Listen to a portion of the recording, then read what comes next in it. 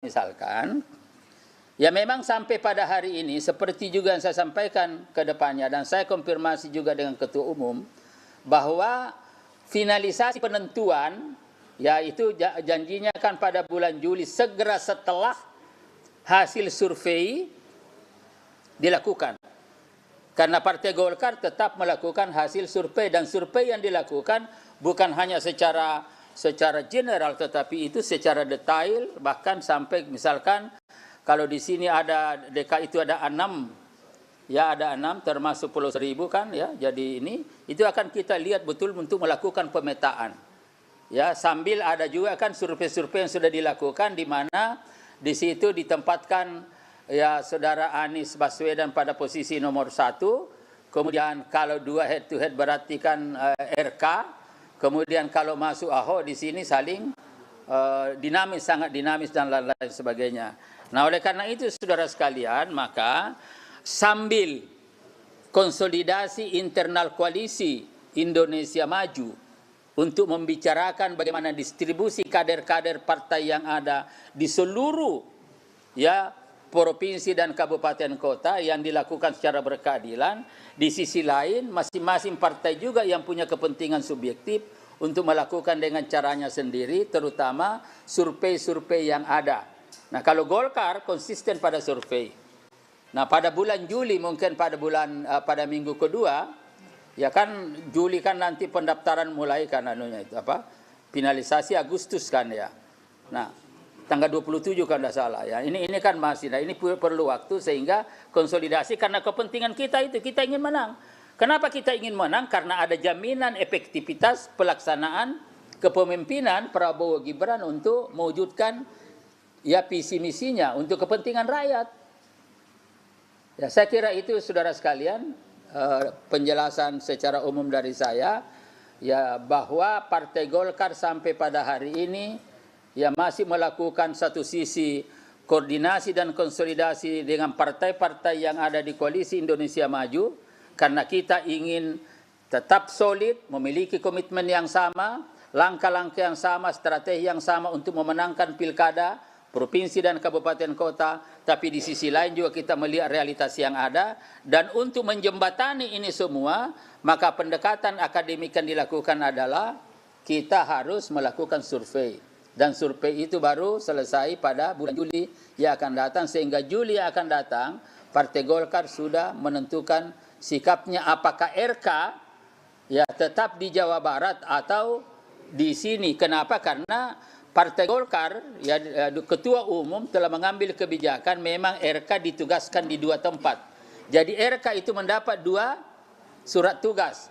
Pertama adalah tugas tetap di Jawa Barat, kemudian yang kedua juga diberi tugas kepada RK untuk melakukan ya sosialisasi dan penguatan ya elektabilitas di DKI Jakarta. Nah, ini kan artinya memang ada pintu masuknya. Dan oleh karena itu kami juga mengucapkan terima kasih kepada partai-partai koalisi yang lain. Sebutlah misalkan Gerindra, ada PAN dan ada yang lain sudah memberikan dukungan. Ya, jadi nah dukungan-dukungan yang ada itu kita ucapkan terima kasih, dan dukungan itu diberikan setelah ada penugasan, bukan sebelumnya. Ya kalau misalkan sebelum ada penugasan dan ada dukungan itu boleh curiga, tetapi karena dukungan diberikan setelah ada penugasan, maka tidak ada arti lain kecuali bagaimana mengatur strategi untuk memenangkan pilkada di seluruh Indonesia, termasuk di DKI Jakarta. Oke, saya kira itu. Ada yang tanya? Jadi Pak dari CNN. Oke, kan ada 2 fokus utama ini tadi, konsolidasi internal Kim, Ya. sama yang untuk pilkada DKI Jakarta. Kalau untuk yang konsolidasi Kim tadi itu sudah sejauh mana pembahasannya di antara partai internal koalisi Kim? Apa terutama tadi Bapak kan bilang mau nggak mau harus menang nih. Iya.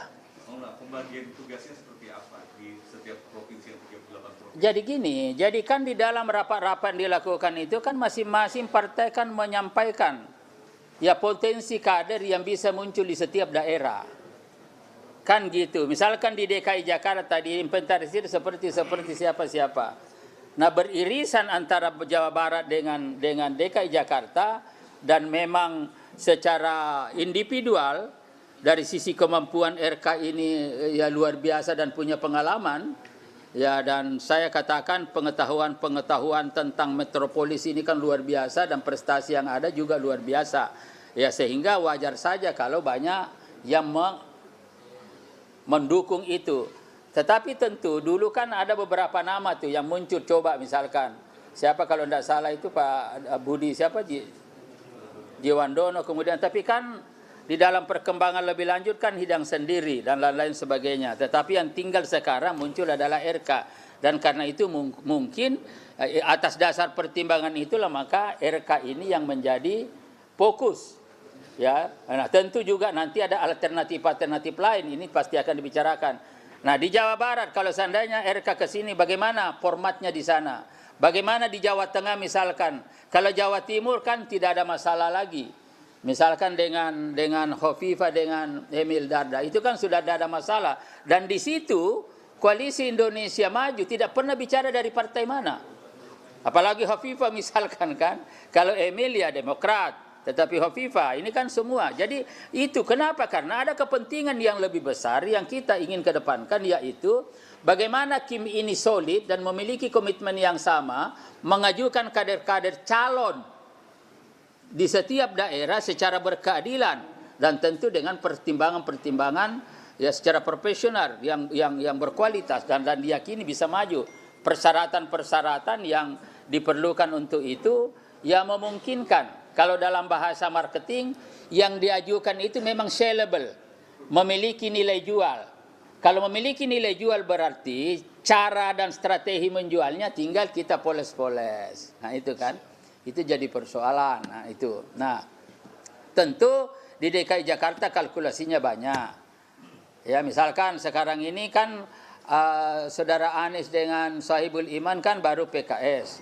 Lalu kemudian ada komentar kemarin itu bahwa ini belum cukup, perlu dukungan lain. Dari PKB belum, masih jangan buru-buru. Dari PDIP juga masih berbagai alternatif pikiran.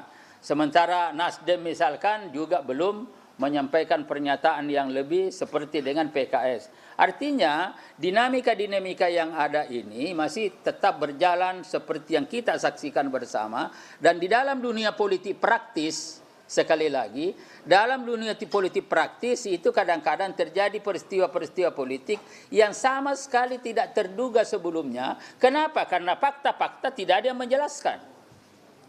Kan itu kan masalahnya di kita kan tiba-tiba muncul di tikungan ngambil lagi di tikung. Nah ini kan jadi persoalan. Belum lagi misalkan ini mohon maaf nih.